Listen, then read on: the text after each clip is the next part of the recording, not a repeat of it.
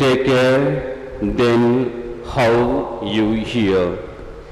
Luke 8:18. நீங்கள் எத்தகைய மனநிலையில் கேட்கிறீர்கள் என்பது பற்றி கவனமாயிருங்கள். லூக்கா எழுதிய நற்செய்தி அதிகாரம் 8 இறைவார்த்தை 18. இது வாழ்வு தரும் கிறிஸ்துவின் நற்செய்தி. கிறிஸ்துவே உமக்கு புகழ். ஆண்டவர் இயேசு கிறிஸ்துவில் பிரியமான சகோதரர்களே சகோதரிகளே, அந்த காலை வேளையிலே நம் ஆண்டவர் இயேசு கிறிஸ்து நம் மத்தியிலே முழுமையாக வீற்றிருக்கின்றார். நம் ஒவ்வொருவரையும் ஆசீர்வதித்துக் கொண்டிருக்கின்றார். நம் உள்ளத்தில் உள்ள ஒவ்வொரு தேவைகளையும் அவர் அறிந்திருக்கின்றவர். உங்களுடைய உள்ளத்தின் ஆழ் மனதில் என்ன சிந்திருக்கின்றீர்களோ அதை நான் முழுமையாக அறிந்த தேவனாக இருக்கிறேன் என்று என்ற காலை வேளையிலே நமக்கு சொல்லுகின்றார். என்ற நற்செய்தி வாசகம் நமக்கு சொல்லுகிறது, நீங்கள் எந்த மனநிலையில் கேட்கிறீர்கள் என்பதை பற்றி கவனமாக இருங்கள் என்று. நம்முடைய மனநிலை என்பது ஒருமுகப்படுத்தப்பட்டு நாம் கேட்கும் வரங்கள், நாம் செய்யும் செயல்கள், நாம் சிந்திக்கும் ஒவ்வொரு சிந்தனைகள் இறைவனுடைய மகிமைக்காகத்தான் இருந்திட வேண்டும். சில வேளைகளிலே ஒரு மனிதனுடைய பார்வையை பார்க்கும் பொழுது சாந்தமாக இருக்கும், ஆனால் அவனுடைய மனதிலே மிகவும் பயங்கரமான எண்ணங்கள் இருக்கும். அதுதான் கவிஞர் கண்ணதாசன் சொல்லுவார், புலியை பார்த்தா கூட நம்பிடலாம், அதனுடைய கண்ணில் பார்க்க கொடூரத்தை பார்க்கும் பொழுதே எவ்வளவு கொடூரமான ஒரு பார்வையாக இருக்குமா என்று. ஆனால் மனிதருடைய பார்வை பார்ப்பதற்கு வெளியிலே சாந்தமாக இருந்தாலும் உள்ளத்தினுடைய சிந்தனைகள் புலியை போன்று கொடூரமாக இருக்கும் என்று சொல்லுவார். அதுபோல எந்த மனநிலையில் நாம் கேட்கிறோம் என்பது மிக மிக முக்கியமானது. எதற்காக நாம் இறைவனிடம் வருகின்றோம், எந்த மனநிலையிலே அவரிடம் நம்முடைய விண்ணப்பங்களை சமர்ப்பிக்கின்றோம் என்பது அதை குறித்து நாம் மிகவும் கவனமாக இருக்க வேண்டும். In His light we see light. Psalm 36:9. அவரது ஒளியில் நம் ஒளியை காண்கின்றோம். நமக்கு என்று தனியான ஒரு ஒளி கிடையாது. அவருடைய உம்முடைய வார்த்தை என்னுடைய பாத அடிகளுக்கு விளக்காக இருக்கிறது என்று திருப்பாடல்களில் 119 நாம் வாசிக்க கேட்கின்றோம். அப்படி என்றால் அவரது ஒளி இருந்தால் மட்டுமே நாம் அந்த ஒளியை பெற முடியும். அன்னை மரியாளை பார்த்துக் கொள்ளுங்கள். அன்னை மரியாள் ஆண்டவர் இயேசு கிறிஸ்துவிடம் அந்த ஒளியை பெற்ற ஒரு சந்திரன் போல, சூரியனிடமிருந்து ஒளியை பெறுகின்ற சந்திரன் போல அன்னை மரியாள் இருக்கின்றார். அவரது ஒளியில் தான் நம் ஒளியை நாம் காண முடியும். நமக்கென்று தனியாக ஒரு ஒளி என்பது கிடையாது. நாம் அனைவருமே அந்த மிகப்பெரிய ஒளியிலே ஒரு சிறு துளிகள் என்பதை நாம் உணர வேண்டும். O happy virgin, it is impossible that he whom you looked at gets lost. Saint Anselm. புனித ஆன்சலம் சொல்கிறார், ஓ மகிழ்ச்சி நிறை கன்னிகையே, உம்மை பார்த்தவர் வீழவே மாட்டார் என்று. அன்னை மரியாளுடைய வாழ்க்கையிலே பார்க்கும் பொழுது கூட கபிரியல் தூதர் அவருக்கு மங்கள வார்த்தை சொன்ன பொழுது அவருக்கும் ஒரு குழப்பமான மனநிலை இருந்தது. எப்படி இது நிகழும் என்று. ஆனால் எப்படி நிகழும் என்று அந்த ஒரு குழப்பமான மனநிலை கேட்டாலும் உமது சித்தத்தின்படி நடக்கட்டும் என்று கபிரியல் தூதர் விளக்க உரை சொன்ன பிறகு முதிர்ந்த வயதில் எலிசபெத்தும் கருதரிக்கிறார். அவருக்கு இது 6வது மாதம் என்று சொல்லும் பொழுது அவரும் அதை உண்மையாக விசுவசிக்கிறார். எந்த மனநிலை ஏற்கிறார் என்பதை பாருங்கள். ஆகவே அன்னை மரியாளிடம் நாம் எதை காட்டாலும், எந்த மனநிலை கேட்டாலும் அவர் அதை இல்லை என்று சொல்லுவதே கிடையாது. தயாபரித்து கன்னியே என்ற அந்த ஜபத்தில் கூட பாருங்கள், உம்மை பார்த்து பிரலாபித்து அழிதவர்களுடைய கூக்குரலை நீ என்றுமே விட்டது கிடையாது என்று அன்னை மரியாளை குறித்து நாம் அந்த ஜபத்திலே சொல்லுகின்றோம். அதுபோல அந்த மகிழ்ச்சி நிறை கன்னியிடம் நாம் கேட்கும் பொழுது நிச்சயமாக நம்முடைய வரங்களை நமக்கு கடவுள் அருளுவார். நமக்கு கொடுக்கப்பட்ட அனைத்து திறமைகளையும் நாம் சற்று உற்று நோக்கும். நேற்று கூட அந்த நற்செய்தி வாசகத்தையும் நமக்கு அதுதான் சொல்லுகிறது. உங்களுக்கு கொடுக்கப்பட்ட திறமைகளை எப்படி நீங்கள் உபயோகிக்கிறீர்கள்?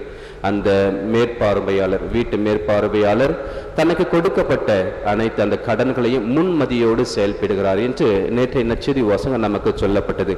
அதுபோல நமக்கு கொடுக்கப்பட்ட வரங்கள் வளர்ச்சியுடையவை.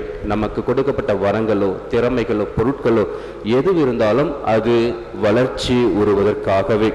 கிறிஸ்துவில் பிரியமானவர்களே, இன்றைய நற்செய்தி வாசகத்தில் பார்க்கும் பொழுது நம் ஆண்டவர் இயேசு கிறிஸ்து ஒருவர் விளக்கை ஏற்றி அந்த விளக்கை ஒரு வெசல் அல்லது ஒரு பாத்திரம் வைத்து மூடுவது கிடையாது. அதே போல விளக்கை ஏற்றி கட்டிலின் அடிவிலே வைத்து விடுவது கிடையாது. விளக்கு என்றால் அது ஒளி தருவதற்காகத்தான் இருக்கும். அதுபோல மனிதன் என்றால் அன்பு செய்வதாகத்தான் இருக்க வேண்டும். அப்படி இல்லை என்றால் அது உண்மையான மனித நேயமாக, உண்மையான ஒரு மனிதனாகவே இருக்க முடியாது. விளக்கு என்று சொல்லும் பொழுது அது ஒளி கொடுத்தால்தான் விளக்கு. அதுதான் சொல்லுவாங்க, சுடும் வரை சூரியன், சுழலும் வரை பூமி, போராடும் வரை மனிதன் என்று சொல்லுவாங்க. சூரியன் என்று சொன்னால் அது சுட வேண்டும், ஒளியை கொடுக்க வேண்டும். இல்லை என்றால் அது சூரியனாக இருக்க முடியாது, அது இரவாக மாறிவிடும். அது போலதான் பூமி என்றால் சுழந்து கொண்டே இருக்கணும், இல்லைன்னா பூகம்பம் எல்லாமே காலியாகிவிடுவோம். அது மாதிரிதான் மனிதன் என்று சொல்லும் பொழுது போராடும் வரை ஒரு மனிதனாக இருக்க முடியும். மனித நேயம் என்று சொல்லும் பொழுது ஒவ்வொருவருக்கும் கொடுக்கப்பட்ட அந்த வளர்ச்சிகளை கடவுளுடைய மகிமைக்காக நாம் உபயோகப்படுத்திட வேண்டும்.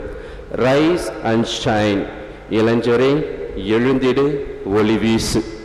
இதுதான் பார்த்தீங்கன்னா ஒரு 2000 ஆண்டு அதில் பார்க்கும் பொழுது ரைஸ் அண்ட் ஷைன், அதுதான் விருது வாக்காக அந்த ஆண்டிற்கு எடுத்துக்கொள்ளப்பட்டது. ரைஸ் அண்ட் ஷைன், இளைஞரே எழுந்திடு, ஒளி வீசு. ஏனென்றால் அந்த ஒளி என்பது உனக்குள்ளே கொடுக்கப்பட்டிருக்கிறது. நீங்கள் ஒவ்வொருவரும் தூய ஆவியானவர் வாழும் ஆலயமாக இருக்கிறீர்கள் என்று புனித பவுலடிகளார் நமக்கு சொல்லுகிறார். அந்த ஆலயம் என்று சொல்லும் பொழுது அதிலே ஒளி இருந்தால்தான் அந்த ஆலயத்தில் இறைவன் வாழ முடியும். ஒளி இல்லை என்றால், இருள் இருந்ததென்றால், நம்முடைய மனநிலை என்பது இறைவனோடு இணைந்திருக்கவில்லை என்றால் அந்த ஒளி நிச்சயமாக நம்மிலே ஒளி வீச முடியாது. விதையை புதைத்தால் வளரும், வித்தையை புதைத்தால் தளரும்.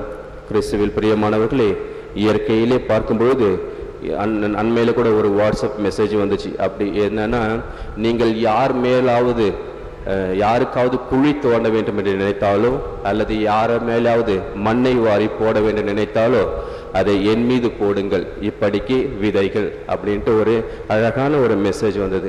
அது மாதிரி விதையை புதைத்தால் அது வளரும், வித்தையை புதைத்தால் தளரும். நமக்கு கொடுக்கப்பட்ட ஒளியான அந்த திறமைகளை நாம் வளர்த்தார் ஆண்டவருடைய பார்வையிலே.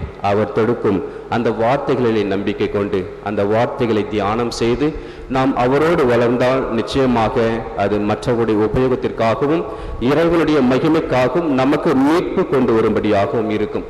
இல்லை என்றால் வித்தையை அல்லது திறமையை புதைத்தால் அது தளரும். தாளந்து உமையில கூட நீங்கள் பாருங்கள், ஒரு தாளந்து கொடுக்கப்பட்டவன் அதை புதைத்து விடுகிறான். அப்போ அந்த எஜமான் வரும்பொழுது, குறைந்தது நீ வட்டிக்காவது கொடுத்திருந்தா அந்த வட்டியாவது எனக்கு வந்திருக்குமே அப்படின்னு சொல்றாரு. அது மாதிரி நமக்கு கொடுக்கப்பட்ட அனைத்து திறமைகளும் எப்படி நாம் உபயோகப்படுத்துகின்றோம்? நமக்கு கொடுக்கப்பட்ட விளக்கை நாம் மரக்காலின் மீது வைக்கின்றோமா, விளக்கு தண்டின் மீது வைத்துக் கொண்டிருக்கின்றோமா, அல்லது மற்றவர்களுக்கு அல்லது அதை நாம் கட்டிலின் கீழே வைத்து விடுகின்றோமா என்ற சிந்தனையை என்ற நற்செய்தி வாசகம் நமக்கு கொடுக்கின்றது. ஆகவே கிறிஸ்துவில் பிரியமானவர்களே, நம் ஆண்டவர் இயேசு கிறிஸ்து இங்கே முழுமையாக நம் மத்தியிலே வீற்றிருக்கின்றார். அவருடைய பிரசன்னத்தை உணர்ந்து மன்றாடுவோம். ஆண்டவரே, நீர் ஒளியாக இருக்கின்றீர், எங்களை உமது ஒளியிலே வழிநடத்தி செல்லும். உமது வார்த்தைகள் எங்களுடைய பாதைக்கு விளக்காக இருக்கிறது என்பதை இக்காலை வேளையிலே எங்களுக்கு உணர்த்த செய்யும். Lord Jesus, you guide me by the light of your saving truth. Fill my heart and mind with your light and truth, and free me from the blindness of sin and deception, that I may see your ways clearly and understand your will for my life. ஆண்டவராகிய இயேசுவே, உமது காக்கும் உண்மையின் ஒளியில் என்னை நடத்தும். உமது ஒளியாலும் உண்மையாலும் என் இதயத்தையும் சிந்தனையையும் நிரப்பி, பாவத்தால் பழுதான பார்வையை நீக்கி என் வாழ்வில் திட்டத்தையும் வழியையும் அறிந்துணர வரமருளும். அன்பின் ஆண்டவரே, இந்த ஆராதனையிலே பங்கெடுக்கின்ற அனைத்து சகோதர சகோதரிகளையும் தொலைக்காட்சியிலும் இணையதளத்திலும் கண்டு ஒப்புக் கொடுக்கின்ற அனைத்து சகோதர சகோதரனையும் நிறைவாக இக்காலை வேளையிலே ஆசீர்வதிக்கும்படியாக உம்மை மன்றாடுகின்றோம். நீர் உண்மையான தெய்வம், வாழுகின்ற தெய்வம், எங்கள் ஒவ்வொருவரையும் வழிநடத்துகின்ற தெய்வம் என்பதை நாங்கள் உணர்கின்றோம். பல வேளைகளிலே எங்கள் வாழ்க்கை சூழலில் உம்முடைய பிரசன்னத்தை முழுமையாக மறுதலித்த தருணங்கள் நினைத்து மனம் வருந்துகின்றோம். எங்கள் ஒவ்வொருவரையும் ஆட்கொண்டு வழிநடத்திடும்படியாக இக்காலை வேளையிலே உமது பிரசன்னத்தை எங்களுக்கு தந்திடும்படியாக அன்பின் நிறைவாகவும் மன்றாடுகின்றோம். ஆமென்.